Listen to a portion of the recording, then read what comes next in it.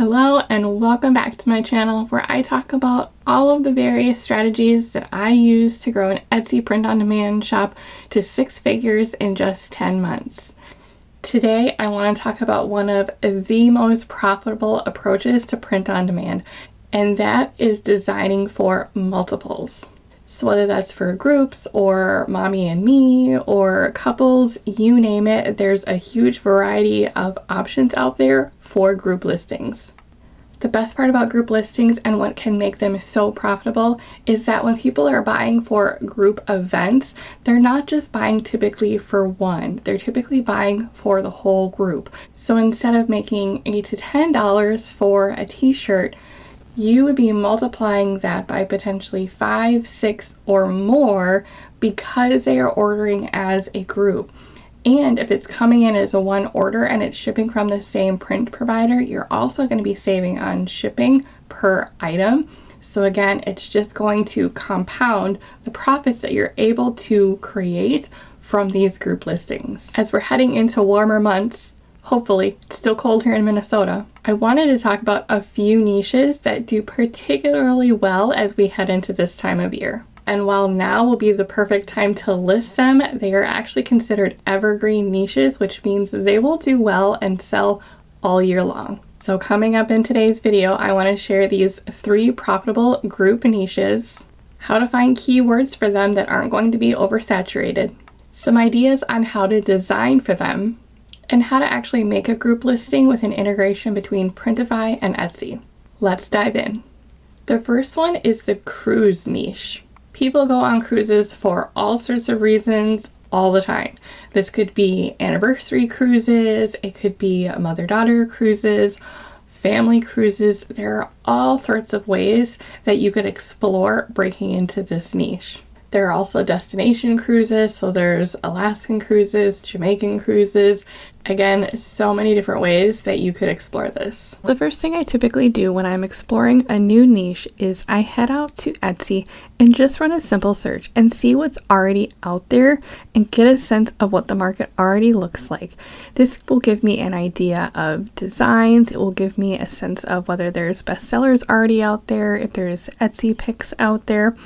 I do have my Etsy Hunt Chrome extension installed, so as I'm running searches, I can also see what types of sales volume different listings are getting. So again, this just gives me a really helpful indication of what's out there and what might already be selling. The other little trick that I sometimes like to use, depending on the niche and depending on how familiar I am with it, is I will actually run a Google search just to see if there is anything trending or if there are certain themes that will appeal to someone who is in the target audience of this niche. So for example, with a cruise niche, I might Google top cruise destinations for 2023 and see what's out there and see what those destinations are, because they could help me with my design process as well as my keywords. Speaking of keywords, the next step in my process is to head over to erank.com and I go to their keyword tool and I start by running a very broad general search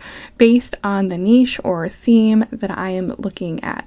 So in this case, if I typed in cruise, you can see I get the search results, I get basic information about how people are searching for this term. Then as I keep scrolling, I get more information about these keywords. And then what I'm really looking for are these keyword ideas.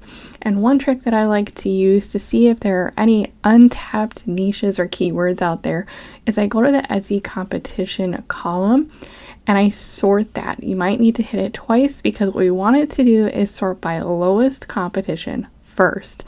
And that will then allow me to scroll through the various keywords and I'll be able to pick out and identify any of the lower competition keywords or phrases that also have some search results connected to it. We don't necessarily need huge search volume because these are going to be average searches per month, but we are looking for keywords where there is some level of traffic for those searches. As with any keyword search, we're of course going to come across keywords and phrases that do have trademarks. So at the end of this, as we're listing, we will want to make sure that we are checking keywords in the USPTO.gov database. Other than that, we're looking for trends, we're looking for keywords that have high search volume. And the other nice thing that I like about eRank is that I can create a keyword list. And as I identify keywords that I want to save for a particular niche or category or theme, I can quickly create that keyword list and save those as I'm going without interrupting my workflow or search. I can simply hit the star button next to the keywords I want to save, and it will keep them nice and organized in my keyword list that I can refer back to at any time. The second group niche is, of course, Bachelorette. We definitely couldn't leave out this important niche when we talk about group listings. So this could be bachelorettes, this could be couples, this could be a bridal party. There are all sorts of different ways that you can approach this. But because it is such a large niche and a lot of people use this as their jumping off point for group listings, it will be important in this one to make sure that you are actually finding specific audiences using keywords within this particular niche.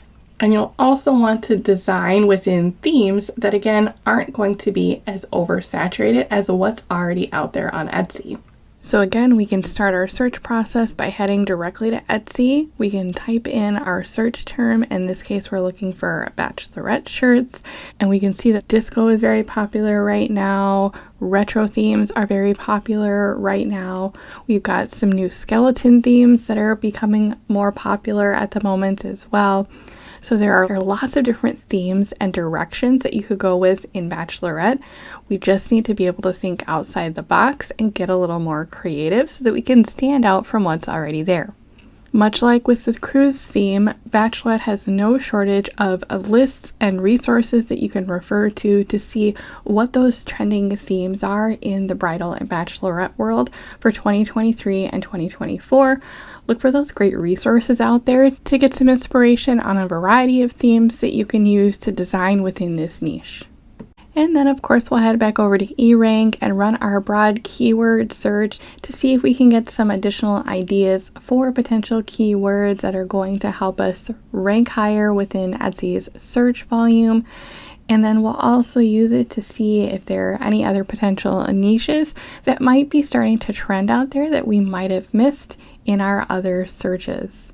This is also a great way to find out if a particular theme is already oversaturated by looking at the competition volume for these keywords. Simply designing for group bachelorette party shirts is not going to cut it. Again, the key to being able to break into these large niches like bachelorette shirts is being able to find those keywords and themes and designs that will help us to stand out from the existing competition and give us a better chance of getting found in those search results by our ideal audience. So we can see for bachelorettes as an example that camping, 70s themes, and Vegas themes for bachelorette are all going to be themes that would be better for us to design in and use keywords like that to stand out, because there is a much lower competition compared to a lot of the other broad themes that are out there.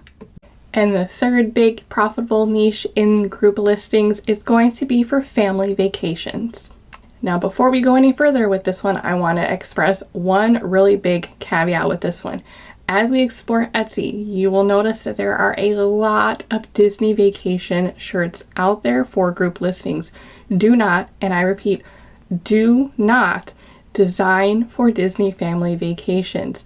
Anytime you bring those ears in or anything tied into the Disney trademark, it is a big no-no, and you can get your shop shut down for copyright infringement. So don't do it. I know it's super tempting. I know everybody out there is doing it.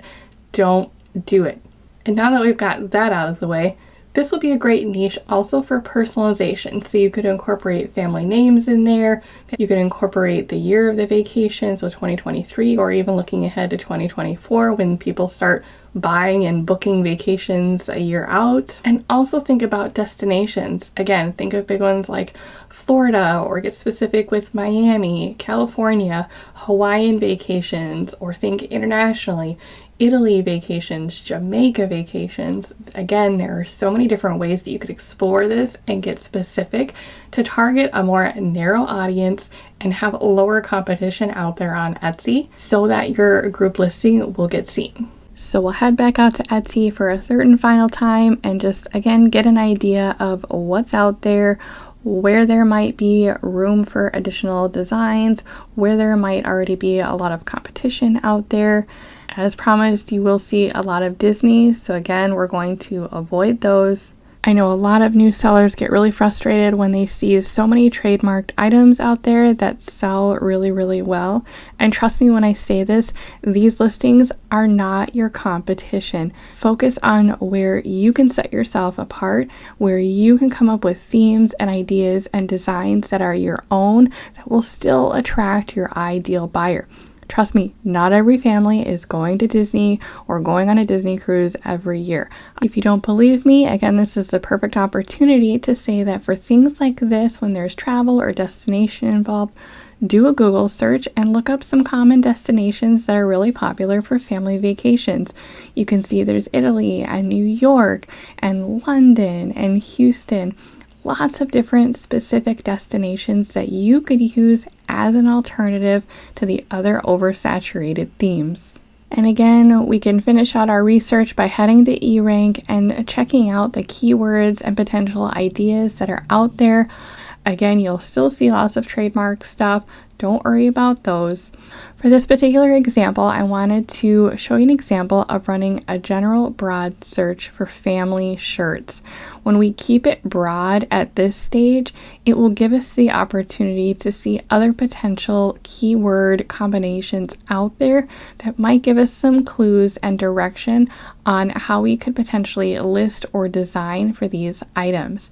As an example, here's a family reunion shirt keyword. I wouldn't have necessarily thought to include that as a keyword for a family vacation shirt, but it would definitely fit, and you could also design specifically for this as well, and it's got great search and lower competition. The other reason I wanted to show this example is that with family shirts, there are fewer options and lower competition keywords in this particular scenario. And because we are dealing with the potential for destinations, the other type of search that you can run is by the destination itself, because you could take advantage of those searches.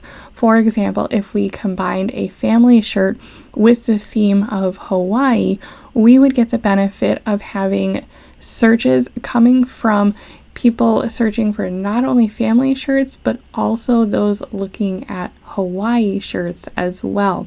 So it potentially gives us the option to cross niche and combine keywords to target a variety of different audiences. And now the fun part. Let's take a look at a few design approaches that you can use for each of these niches. I used Canva for the vast majority of my design work, so you can see I've got just a very simple design. I use kind of that funky, trendy, groovy font that's available as part of Canva.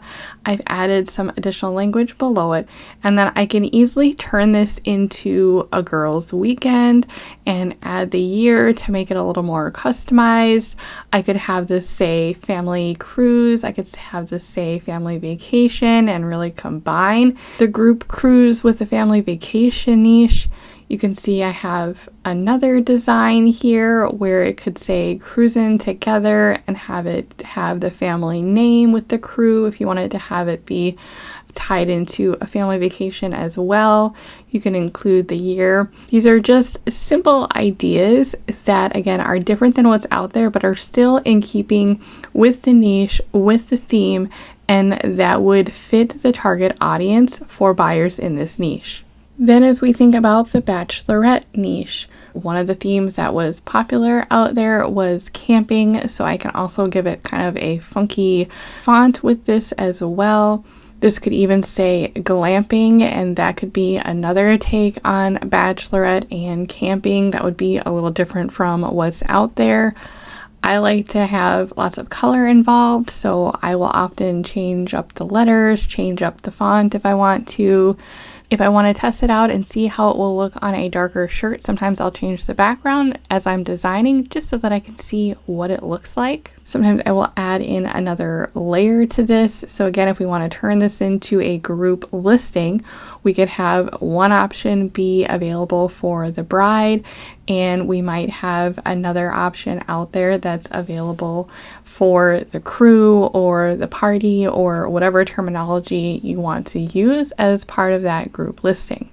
Remember that these are designs that need to be able to stand out and hold up in a print setting on shirts. So if that is what you were designing on, make sure that you can read the font that's on there. Make sure that if you've got layers on there, that you can distinguish between what the design is and if there's words, what those words say, because that will be important when they actually get their product. And because if you've seen any of my videos, you know that I like to work in batches. So if I'm working on a particular design and I can go a few different directions with it or change up some of the words, I'm going to do that because this will be a great way to test out different designs and scale to multiple listings in a relatively short amount of time. Same thing goes for our family t-shirts. We want to make sure we have a nice cohesive design that is related to our target audience. So for example, if we want to make a Hawaiian vacation, I'm simply grabbing some simple elements from Canva and I'm combining them to make one design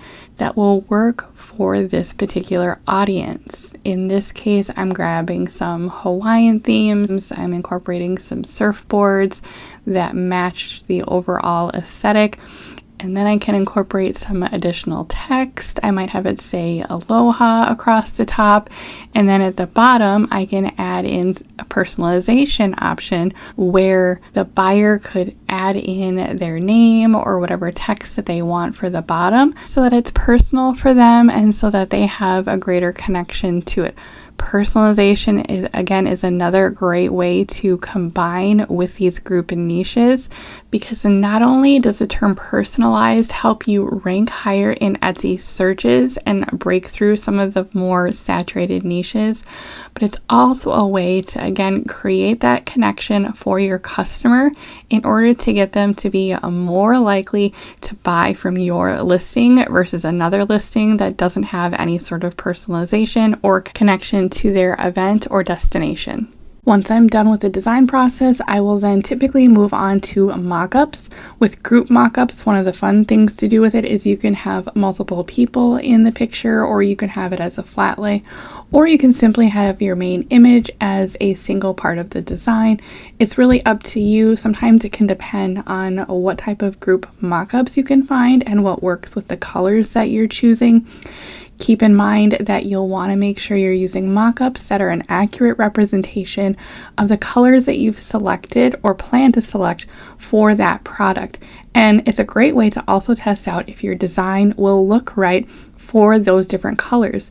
As you can see in this example, this light heather peach color shirt is probably not going to be the greatest option for this particular lettering if I were to leave these colors in the design alone, because the lighter pink gets washed out against the color. And if you've heard me say it once, you've probably heard me say it a million times. Make sure you're lowering the transparency on your design when you're going through the mock-up process to make sure it looks nice and realistic for your customer. And the last step of this is getting them listed so that they will integrate between Printify and Etsy. Now, a lot of sellers will simply list it on Etsy first, and then they will add that product or design to Printify and do that later once an order comes in. I typically like to have them ready to go in Printify so that when an order comes in, it's ready and I don't have to stop and add the design, go back and find it.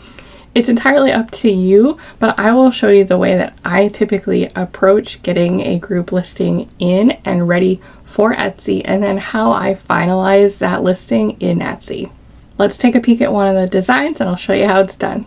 So the first thing we'll do in Printify is we will head up to the catalog and we will find the product that we are designing for.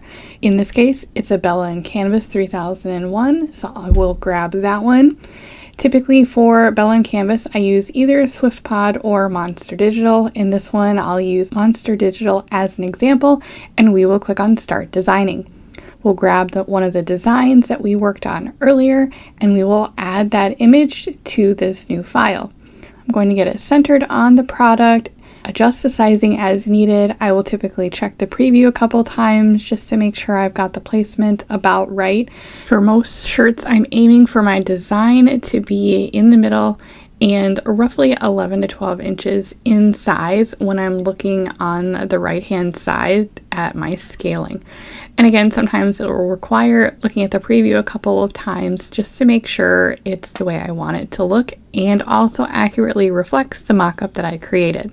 This is also the place where you'll be able to select which colors you want to use for your products. Again, remember, we want to make sure we're selecting the colors that will work based on our design. Once we're done, we can save that and then it will prompt us to update our product description.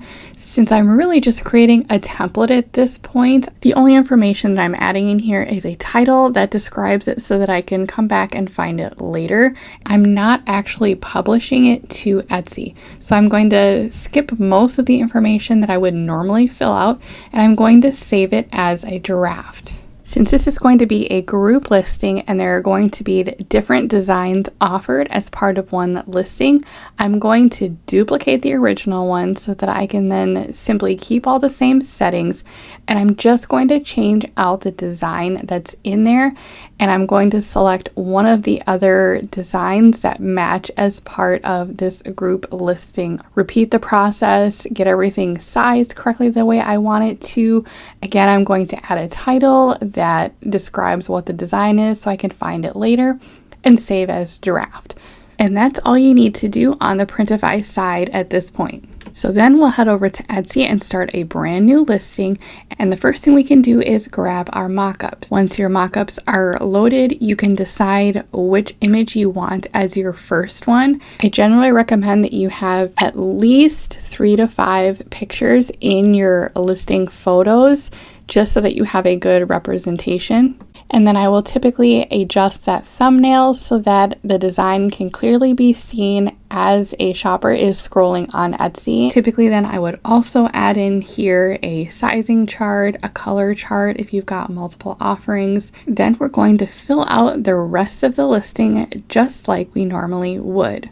So we will fill out our title, we will front load it with the keywords that we've done research for, and that will help us rank in the search results based on our design and our niche. We'll select all of the various attributes in here. Because this is for an occasion, there actually is a specific one for bachelorette parties, so definitely select those when they are applicable. When we get down to the description, I typically have these saved, and so then all I need to do is copy and paste anytime I have a new design, and then I will update those first 1 to 2 sentences so that they make sense for whatever the design is that I'm working on, because again, that will help us rank for keywords. Because this would be considered a custom order, I will make it clear that I don't accept returns, and I also make it clear that they need to enter in some text in the personalization box when they get to it.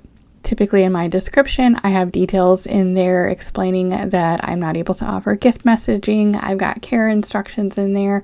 I've got a short phrase about the direct-to-garment process.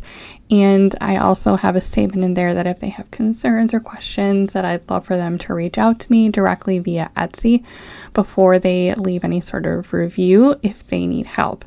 Then I will select my printing partner information, and then normally you would select a section or create a new one that is going to tie into whatever category or niche that you've designed this item for. Because I'm just doing this as a test in my dog mom shop, I'm not going to select a section in this one for my example, but you get the idea. So then next we'll want to make sure that we add our tags in. As always, make sure that you're using all 13 of these tags up based on keyword research that you've done for the niche and design that you're working on. Then as we get down to the inventory and variations, that is where things start to get a little more interesting. So I skipped the price for now, and then in quantity, I just type in $9.99, and then I'm going to scroll down and click on add variations. And so I typically don't use the defaults in here because I want them to be a little more clear for the customer. And so I will add in a custom one, and I will call that size, and then I will specifically say that these are unisex sizes, and then I will fill in every size that I offer. So in this case for Bella and Cannabis, it's going to be small all the way up to 3XL. Once I add those in, I'm going to add another variation, and this time I'm going to call it shirt color, and I'm going to add in the colors that I want to offer for this listing. For this example, I will just add in white and heather purple, and then we will click on save and continue. And then because I checked the box that said prices vary based on size, I'm going to then add in the price point that I want for each of the variations. In this case, small through XL is going to be one price, and then 2XL and 3XL are going to be slightly higher because the print provider charges more for those sizes as well. Always, always, always make sure that you are using a profit calculator so that you can factor in all of your pricing information, whether or not you're offering free shipping, whether or not you plan on offering discounts. You need to factor in all of that as you're setting your prices. When we get down to personalization, we're going to turn that on, and then I'm going to repeat the instructions that I had in the description by saying that they need to indicate in the personalization box what type of design that they want, in this case for the cursive font. Then I'm going to select my shipping profile that matches my provider. I'm going to turn on my returns and exchanges policy, decide if I want my ads on or off, and then I will hit publish. And that is all there is to it. So when an order comes in for a group listing, depending on what it's for, if there's personalization, you will see that. Otherwise, depending on how you have it connected to Printify, it will either show up as a regular order or it will show up in the other orders tab. And this is because there is no SKU number associated with the product. So that means when you come to the orders tab, you will be editing that order, adding the design that you created before in Printify, and then importing it as a new order. If there is personalization that you still need to do on the design when an order comes in, I've linked my personalization how-to video so that you can see exactly how that works and exactly what it looks like when an order comes in and how to import that and make sure that it gets pushed through to Printify. And so while yes, group listings and personalized listings do take a little bit more work on the front end, however, they definitely pay off in dividends if you can find the right niche and if you can get a good design out there and get them selling. I hope that this has inspired you to go out there and create some group listings for your own print-on-demand shop. As always, thank you for being here. Make sure you're subscribed so you don't miss out on any of the upcoming content, and I'll see you next time. If you're looking for more helpful ways to continue the work and stay connected, I invite you to join me over on Patreon, where I provide a membership to get exclusive access to my Google Drive with all sorts of wonderful tools and resources that I've created and continue adding to every month. It's also a place to join conversations as I think about future content and how I can serve you with the most amount of value. I also hope that you'll smash that subscribe button so that you don't miss out on all of the exciting upcoming content that I've got planned for this channel. And finally, I invite you to check out my brand new website where you can subscribe to my own email list, follow along on new blog content that I will be building, and access other freebies that I have available on there to support you on your journey.